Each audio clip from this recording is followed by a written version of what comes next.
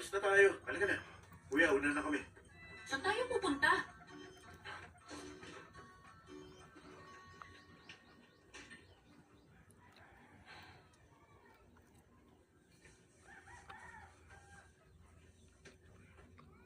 Gusto ko pong mag-sorry sa lahat ng dinala naming problema.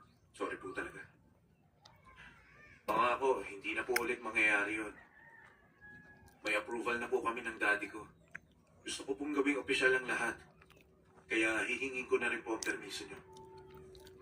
Sana po, payagan niyo po kami.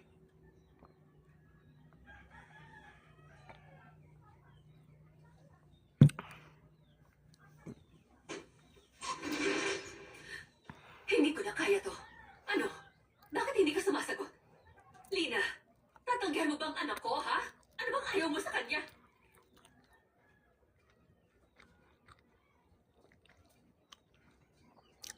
Pasensya ka na. Pero hindi ko magagawa ang gusto ninyo. Ayokong magkaroon ng connection sa pamilya ninyo. Ang anak ko, sobrang nahirapan siya ng dahil sa inyo. Mama. So tumatanggi nga ang mama mo? Si Ian, sobrang gwapo niya, matangkad siya at napakabait. Gagawin niyang lahat para kay Emma. Ano bang kulang? Bakit ka tumatanggi? Pero ang anak ko, maganda siya at napakabuti. At mas matalino siya sa anak mo. Ano sabi niya?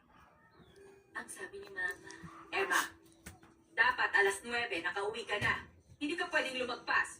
Lagot ka sa akin kapag umuwi ulit kayo rito na magkahawak ang mga kamay ninyo. Sabi niya kapag umuwi tayo, dapat magkahawak ang mga kamay natin. Oh! Oh! Ay, masakit. Bilisan mo na. Naku! Lina! Tinampas mo anak ko! Ian, ayos ka lang? Nasaktan ka ba? Mawawala ito pag pinayagan niya na tayo. Idemanda mo siya kapag hindi. Idemanda mo. Ah! Ah!